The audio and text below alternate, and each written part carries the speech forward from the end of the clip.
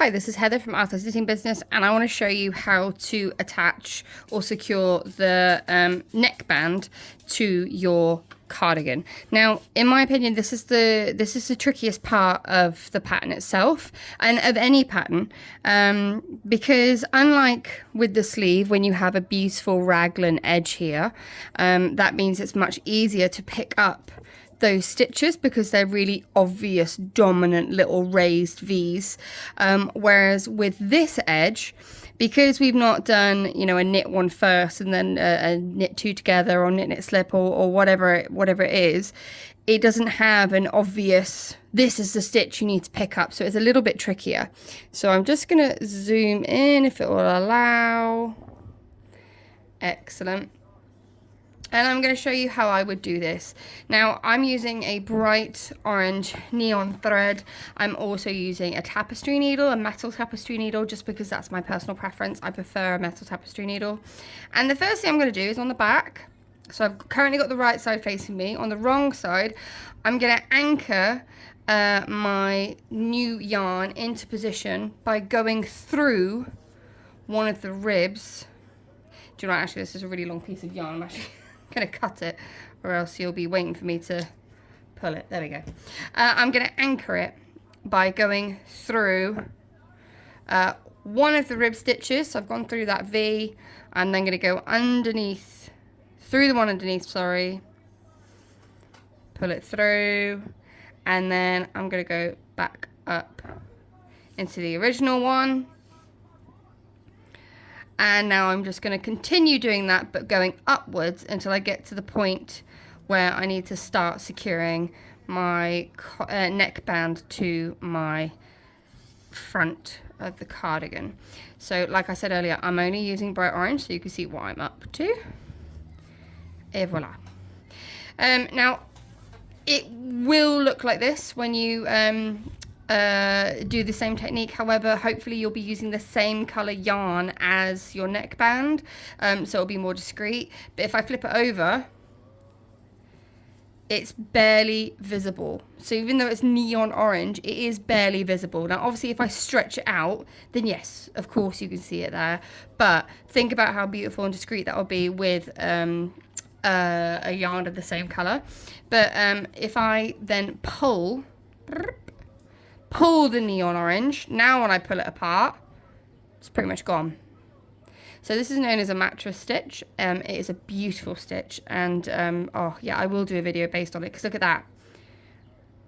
So that's on the wrong side, and again, you can't see it now. It's gone. Pretty much. It's not perfect, but it's pretty good. Right, anywhoozles, let's get to this neckband. So what I'm going to do is, as I go along the edge, I'm going to pick up the end stitch. So I'm going to pick up the end stitch, or the end bar, if you will. This is what I'm going to be using to sew or attach onto my neckband, and I'm going to do the exact same on the neckband. So every last bar or every last stitch, that's what I'm going to be picking up. Now, people will always have different techniques. This is just what I do personally. I always work on the right side of my garment, always the right side with this technique, because then I can see exactly how it looks. So if I think, actually, do you know what, this looks a bit scruffy, I can undo it. That's why I always work with the right side. Occasionally I'll flip over because it will be easier to actually pick up those stitches, sometimes on the wrong side, but I'll always flip it back so I can actually see what I'm doing. So the other thing you've got to be sure of is, because our neckband is really quite long, because we've knit that separately, you've just got to be careful that you don't accidentally wrap the yarn around the neckband. It happens all the time, and I'll probably do it once or twice in this video. So I'm currently in the neckband. So I'm going to aim to go for the opposite stitch to where I currently am, which is this bad boy here, and I'm going to pick up, actually, because this is a nice V, I'm actually going to pick up the entire stitch. So I've picked up the entire stitch, so I've gone through two bars rather than just the one. I'll tell you why. It's because it's a perfect V. As we get up to the raglan, to the decrease, the perfect V's will soon disappear, which is why I said earlier to go for single bars. But we will digress and we will continue. So I've gone through another V, and I'm going to go through the end stitch on my neckband. And I'm going to keep the stitches fairly loose so you can see where I'm going with this. I'm on my neckband again. I'm going to the end bar of the stitch. I've got another perfect V there. I've got a perfect stitch.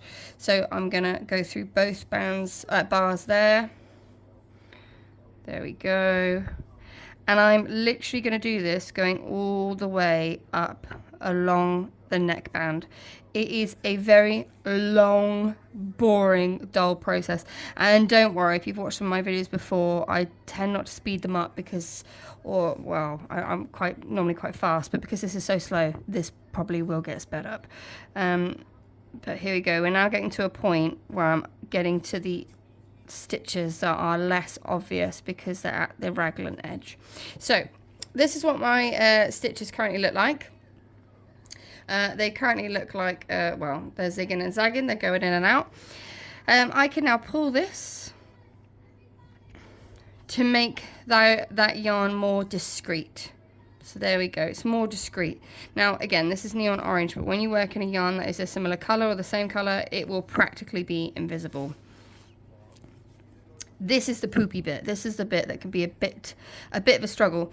And my biggest word of advice to you will be, do not, sorry, there's toothpaste on my thumb. I just helped my little boy clean his teeth. I would not stretch the band out. So if I zoom out, if it will let me, there we go. When you are bringing your neckband around your neckline of your cardigan, sometimes we can accidentally stretch it out, so it means we're pulling it. And if you do that, your garment will then buckle because it's under too much tension. I wouldn't stretch it out. Some people say that's a good thing to do. I personally don't understand why. You want to keep it nice and relaxed. I'm not saying loosen it up. I'm just saying don't pull it. Keep it nice and relaxed, just like with the fabric itself, with the knitwear itself. It's nice and relaxed. I'm not pulling it, I'm not stretching it, I'm just lining it up as best as I can as I go up until I get to the end. So just make sure you're not stretching or pulling. Right, zoom back in. I say if you'll let me, because technology doesn't always like me. Right, anyway, let's get on with this. So I'm now moving my work, so I'm at an angle because I find it easier to go from right to left rather than going from bottom to top. So I'm moving my work ever slightly, and I'm literally going to now start picking up those end bars because my beautiful stitches are starting to disappear, because this is the area where we've started to do our decrease. So it's looking less neat. So I will do a little bit of this, and I'll speed it up so you can see what it will eventually look like.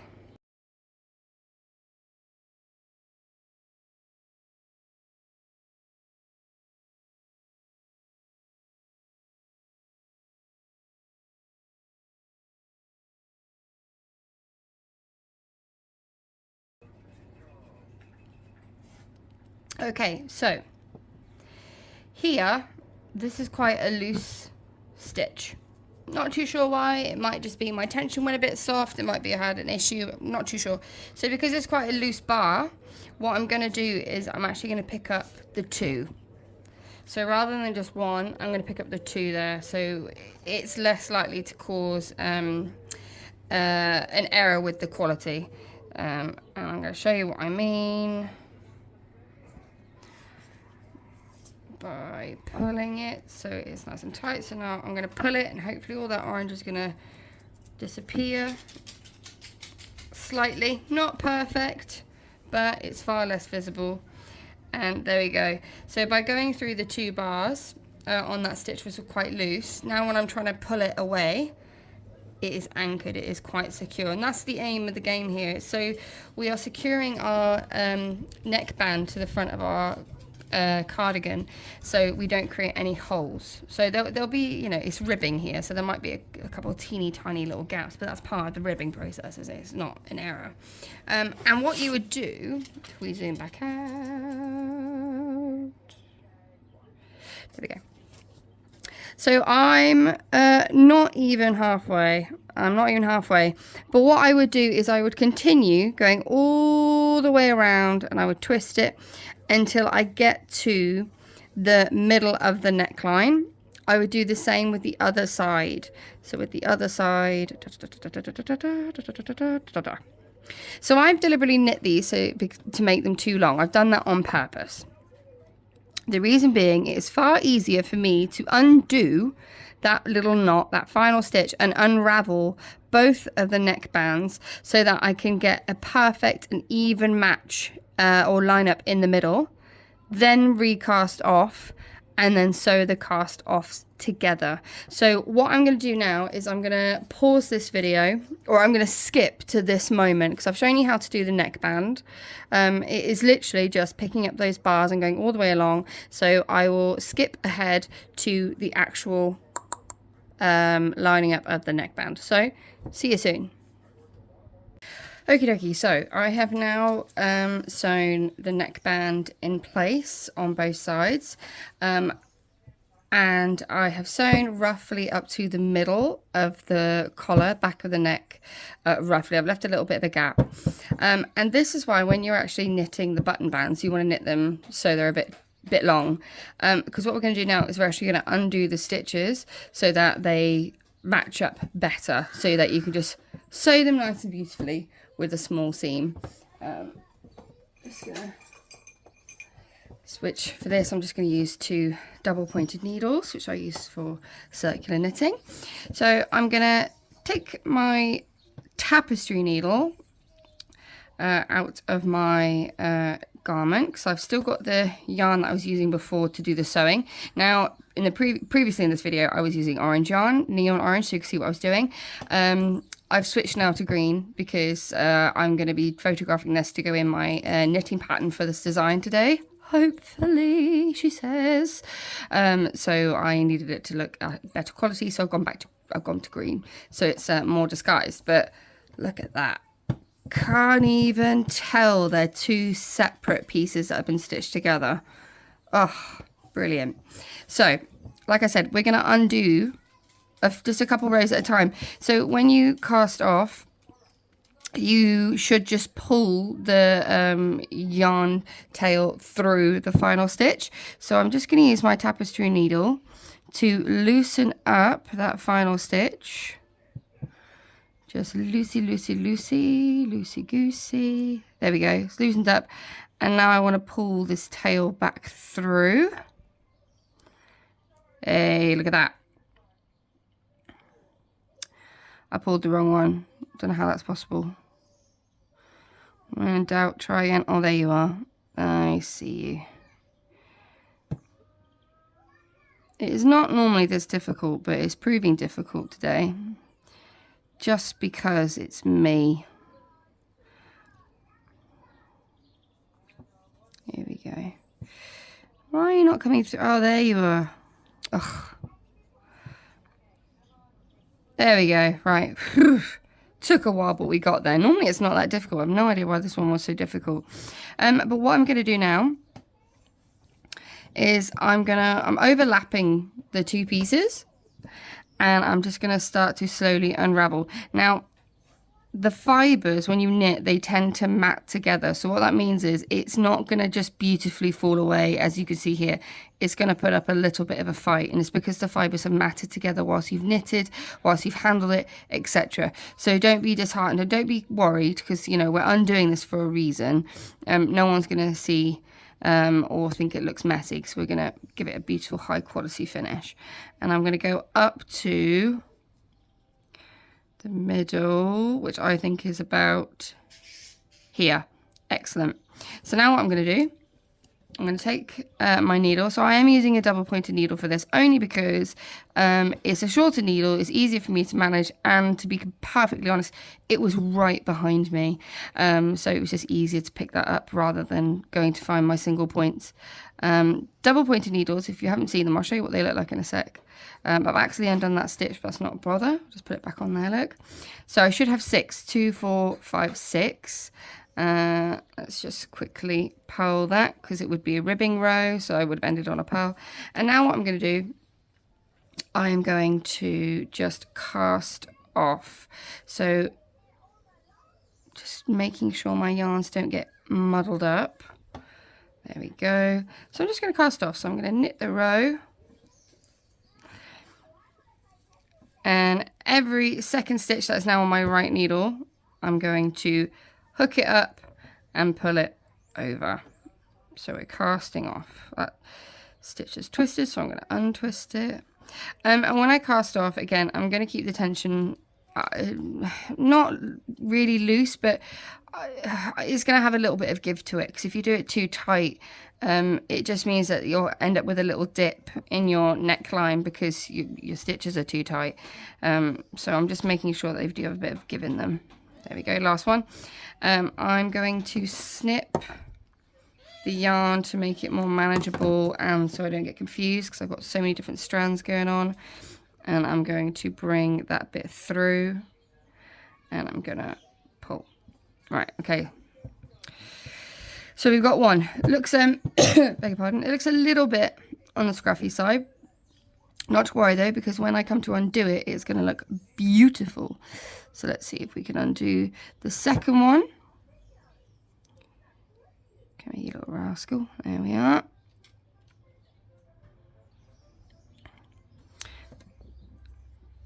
Perfect. So now what I'm going to do is I'm going to undo it so it lines up with this end of the collar.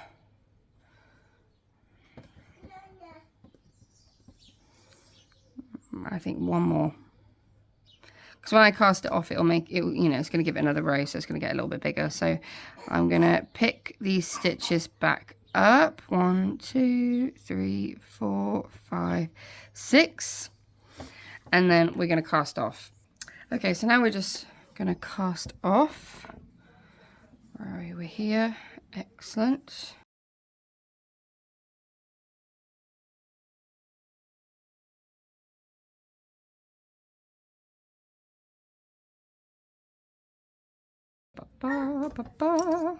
Right.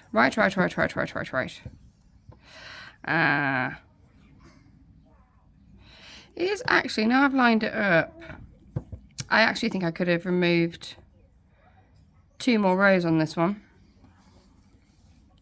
because it overlaps. So I'm just going to do it again. I think this is why some people find knitting quite stressful and they give up quite easily, is because sometimes you don't see the errors or the issues until after the final step is complete. Whereas me, I love a problem to solve, so I'm more than happy with that. If you can hear my little boy in the background, he wants more banana, so I'll have to pause and go get a nana for him. That is no problem. There we go. Pick that up. All right.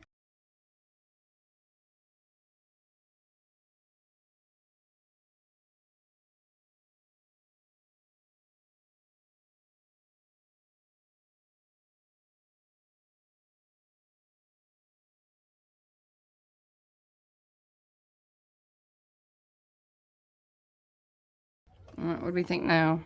Oh, much better. Much better. Look at that. Perfect.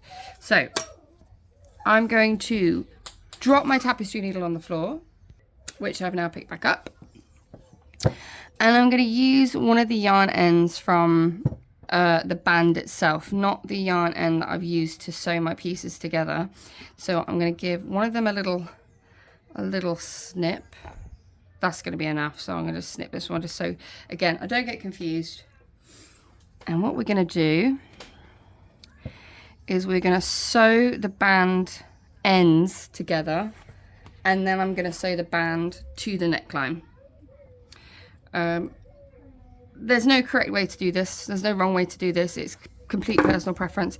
I just prefer to do the band first and then the neckline. So you can see I've got these beautiful row of stitches here. And all I'm going to do, just like I've been doing all along, I'm going to go into one. There you go. And I'm going to go through just 2 bars on each side.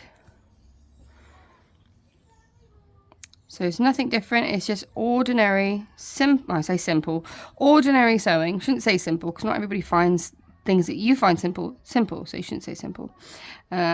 Sewing technique I've been using all along. In this case, I'm going through 2 bars rather than 1, so I'm going through the whole stitch. There we go. Give me your pesky right. There we go. Then we get to the top. And at the top, it might just be 1, which is fine. Actually, saying that, got a bit of doesn't look very pretty at the top, so I'm actually going to go for a bar that's furthest out, and then we just give it a little pull. And there we go. So what I'm going to do now is I'm going to do 2 stitches in the same spot to pull it together. That was 1. I'm going to do 2, 1 more. 2. There we go. And now what I'm going to do on the other side, I'm going to bring the tapestry needle down through the stitches just on one side so they can't be seen on the other. And give it a little bit of a pull. Just to help neaten out. And now I'm going to sew the remainder of the band onto the neckline, and then I will weave in those loose ends which are on this side. So let's get crack-a-lacking. I'm gonna cut my yarn again to make it a bit more manageable. Lots of yarn snipping today. Normally I don't bother, but I don't want to go wrong.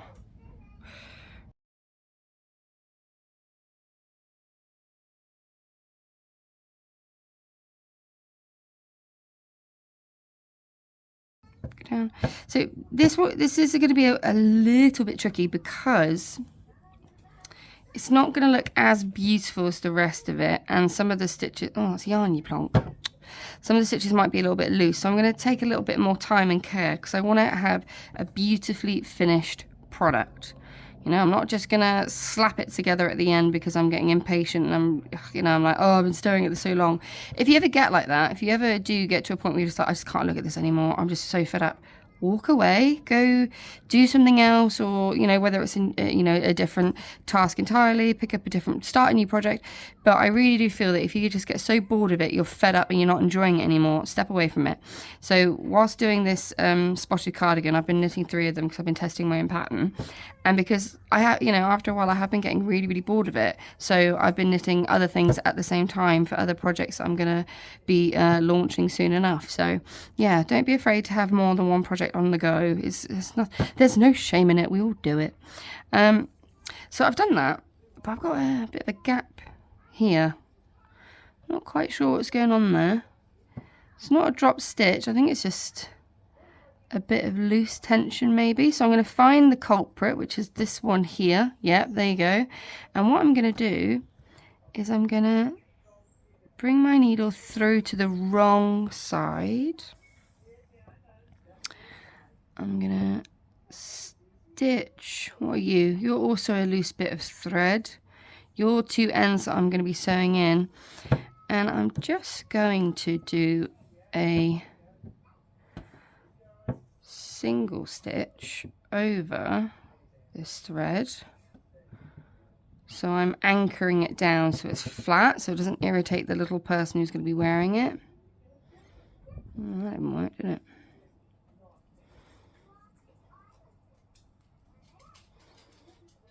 Takes a bit of time, but that's okay. If you hear pitter patter, that's my otter dog going outside, 'cause I'm by the back door. Alright, what I'm going to do now is I'm going to capture this loop and I'm going to weave in the end. Ha ha ha, that looks a bit better. That looks a bit better. And then I'm going to capture this loop here. So I'm doing loose stitches here, I'm not doing it really tight. Loose stitches, but I'm going to capture this yarn And I'm going to weave it into the end. There we go. So now, there you go, better quality on the other side. Whew, that was a mission and a half, but there you go. That's my neckband done. Stitched, ready to go. All I would do now, I will be weaving in these ends here. I'll weave them in, I'll snip them, and then the final thing to do is put the buttons on, which will go here. But there we go. One cardigan nearly completed. Very excited. It's been a long while in the making. For those of you who were interested, that's the end of this now, so feel free to clock off. But for those of you interested, if you are new to knitting and you want to know what the heck these things are, if I'll zoom out a tiny bit. There you go. These are called double pointed needles. They're double pointed needles because they have 2 points either end, and they're used for circular knitting items. So for example, socks or infinity scarves, little booties, whatever. But sometimes when we knit in something called the round, which means it is literally a continuous circle. What we've done here, this is called flat knitting. Flat knitting is where you knit separate garment pieces which you then sew together. When you knit in the round, it's far less sewing because you're literally knitting a jumper from the collar down, and the only bits that you really have to sew are where you join the sleeves to the body. That's the only thing you really have to sew when you're knitting in the round. I like knitting in the round. I prefer knitting in the flat, if I'm honest, only because I just love the sewing element to it. I find it's a little bit quicker for me, but it's also, I just find it's just easier for me to manage personally. I have knit some things in the round. I love knitting socks. Socks is the other thing that I'm going to slowly introduce to Arthur's knitting business, because I love knitting socks, and I haven't knit a pair in so long. So that's what double pointed knitting needles are. They come in a set of 5 because you, depending on the project, but you'll often have 4 needles holding your stitches, and then the 5th one you use to do your knitting. That's the other thing, when you knit in the round, you use a knit stitch. Depending on the pattern, obviously, but when you knit in the round, you knit a continuous knit stitch, and that creates an automatic stockinette stitch. It's absolute magic and wizardry as to how it works. I'm not entirely sure, but it's just brilliant. But there you go. That's how to weave in and sew on that neckband and finish off the collar. I hope you found that useful, and happy knitting.